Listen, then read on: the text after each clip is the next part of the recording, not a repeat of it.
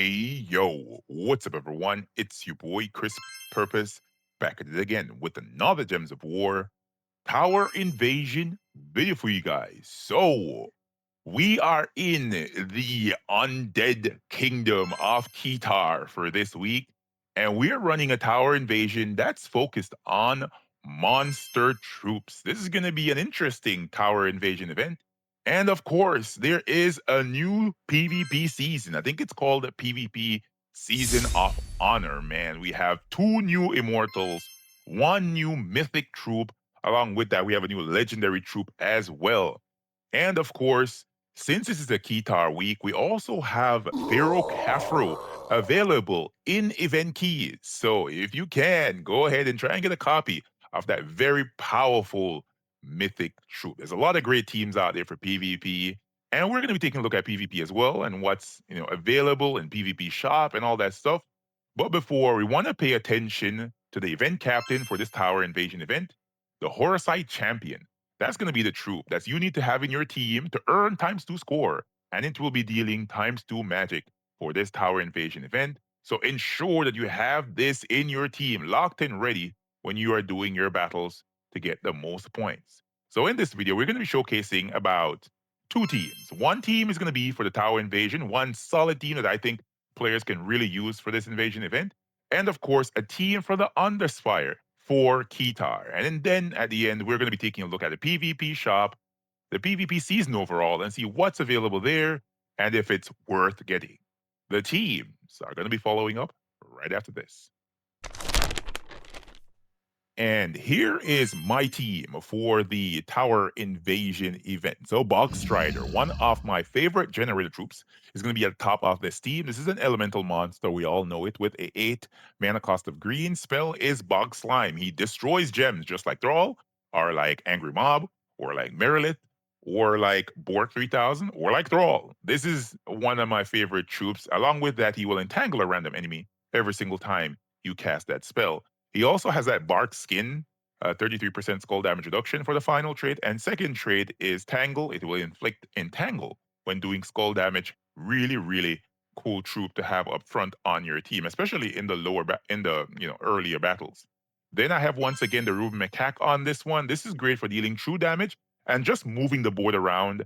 I'm using it with the Dervish hero class here, especially for these early battles. So in the early battles, the Ruben Macaque is in the second slot. As the battles progress and the enemies become more durable, we're going to place our Ruben Macaque at the back of the team, be either third or last slot, right? As I said before, I'm using it with a Dervish class. Why the Dervish class? Because it's a monster restriction, and Dervish is the monster class. It has that final trait of monstrous kin. It will give all monster allies 2 to all skill points on 4 or 5 gem matches. And the class also has Hunt, so you will hunt as mark enemies on 4 or 5 of a kind. That only applies to when there are enemies that are not invulnerable like the towers. I think the class also has a great setup in the talents here. There's a particular talent that I wanna get. I think for one, I want to keep the lightning strike. The Lord of Storm is going to be useful as well. I think that I can also use what here? What else I saw that was like really, really cool? Um, yeah, the Storm's Aura is going to be really good. And I think I'm going to go with, oh, none of these really apply here. There's some additional gold. You know what I mean? Light Fingers on that one, and Missile, Dagger, Mace, none of those weapons. All right, so the Hunt, along with the Lord of Storms, is going to be what I'm going to be selecting for this team. And let's see at the back, we have, of course, the troop. The Horusite champion is a notable troop for several reasons. For one, divine and monster, really good combination there. But the spell, right? I don't know how, is this widget? A widget? I don't know how that's pronounced. Maybe somebody can correct me in the comment section. So this will deal damage to an enemy, and if there are towers, going to deal 3 times to 5 times damage based on my ascensions. And then if the enemy dies, it's going to bless all allies. I don't remember what the shiny spell for this does, but the bless already is really, really good because towers can issue out negative status effects on your team. So having this here is going to help the team to cleanse and be cool. That's the only reason why I wouldn't recommend you using the Wanda Stars for these teams because you have a perpetual cleanse right here with this. And also, this could prove to be very useful in a Kita restriction for PvP, or it could be very useful for Guild Wars, right? A full team cleanse could be, bless, I should say, could be very, very useful for Guild Wars. I have two copies on this team. So as the battles progress, as I said before, I'm going to move this up to the first slot and put my box stride in the second slot. Maybe in the third or last slot, I'm gonna put my Ruben McCack, and that's how I'm gonna be running my team here. The banner on this one is the Pax banner from the Hunting Pax War Bands. This is a +2 on green, +1 on brown. And obviously, we're minusing yellow because we have no troops that use yellow mana. All right, let's hop into a fight here in this tower invasion against Sebastian Tower and see how it works out. And I took a look before at the PvP shop, and yeah, it kind of looks cool, man.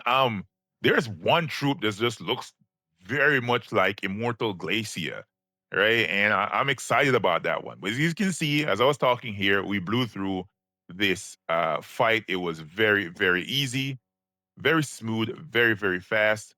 Let's run through one more fight, and we're gonna skedaddle here and head down to the Underspire and see how we can showcase a team for you guys. Let's go box try to see how easy my box try just like rip the board apart and Ruben McCack them. Yeah, man, super easy, really, really cool. The tower invasions are some of the easiest events to play through, and I think that everyone should be fine trying out these teams. The invasion, sorry, the Underspire team is going to be following up right after this.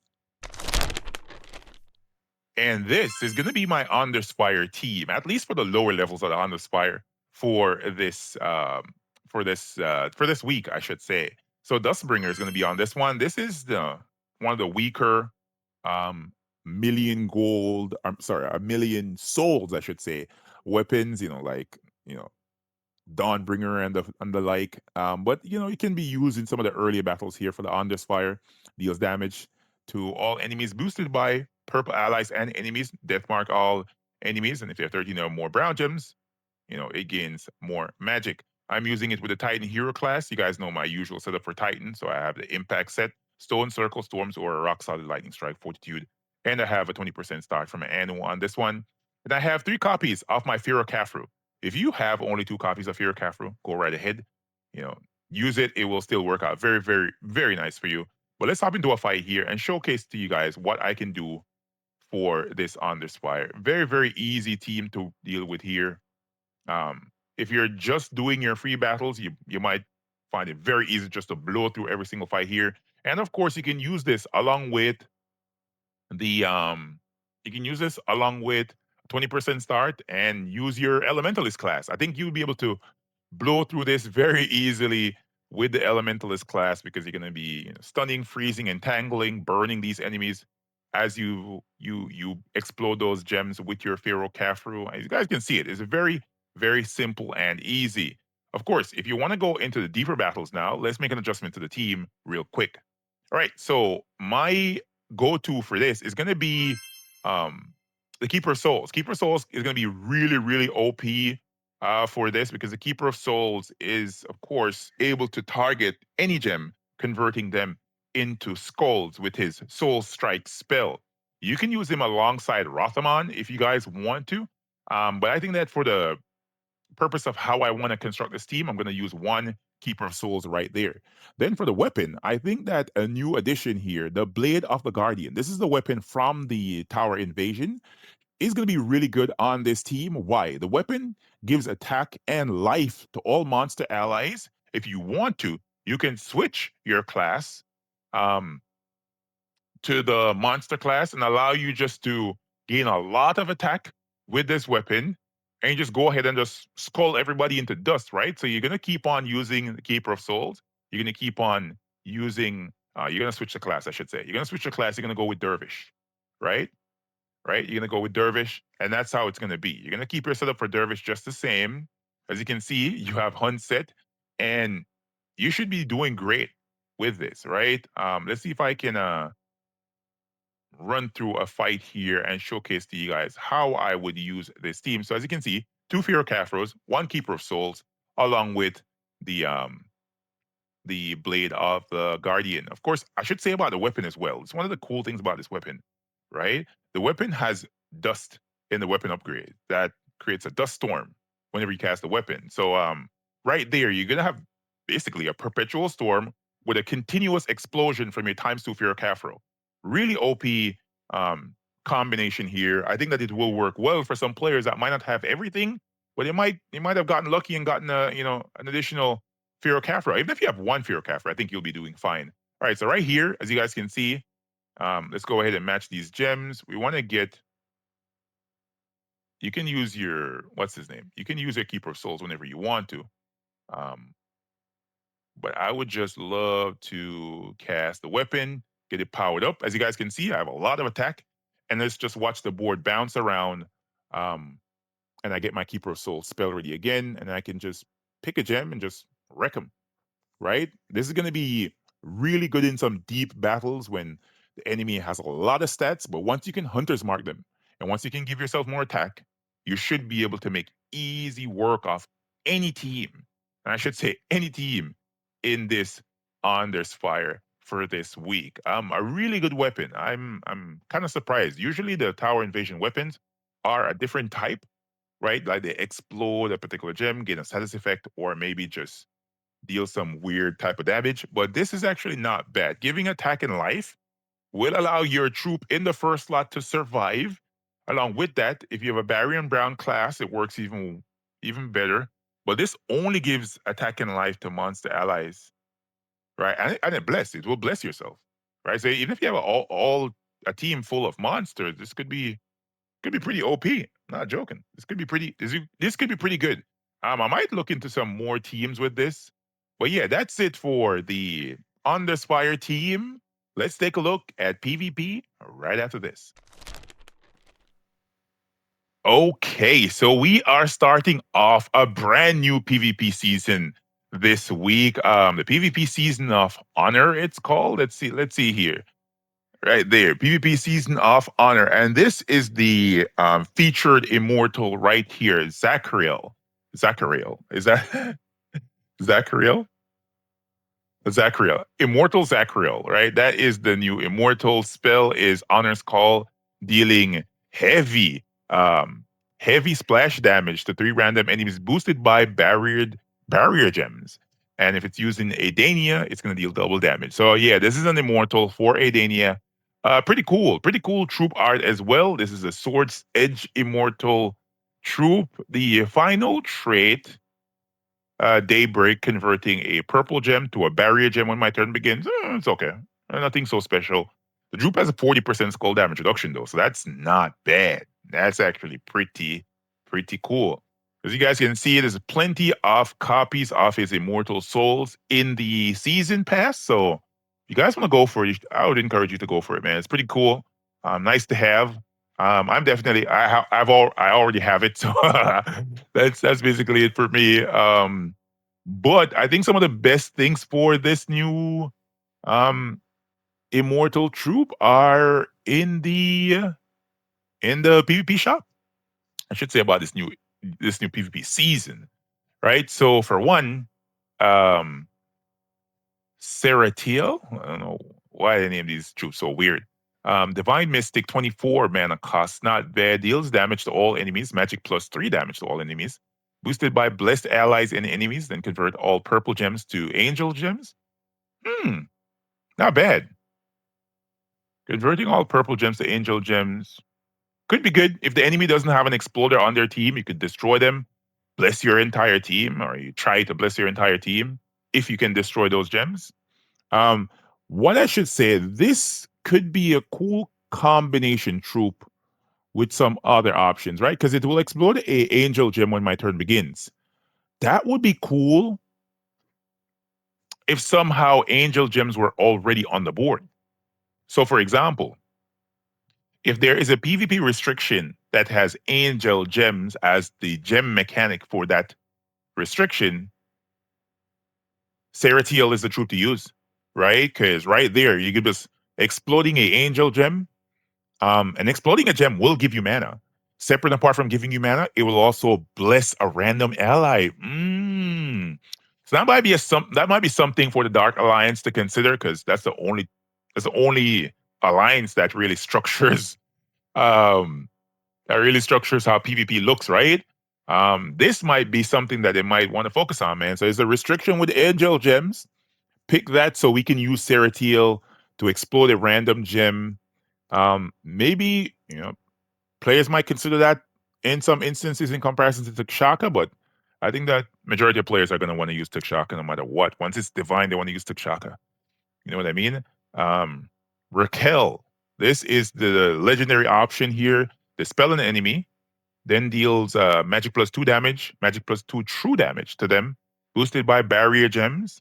Then create 5 barrier gems. The 5 barrier gems could be useful, but the enemy might take them, and then they're barriered and stuff. Piercing Light is the spell.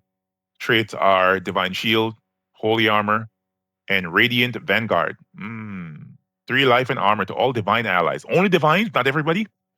It's okay. It's all right. Nothing special for me there. Anything changed over here? Oh, we need to see the other immortal. Let's check. Oh, Immortal Leo. All right, so this is the Pride Lands Immortal Troop. This is 26 when you have it maxed, right? Yeah. This deals true damage to 5 random enemies. This is the one I was mentioning. 5 random enemies is what this is hitting, the same as Immortal Glacia.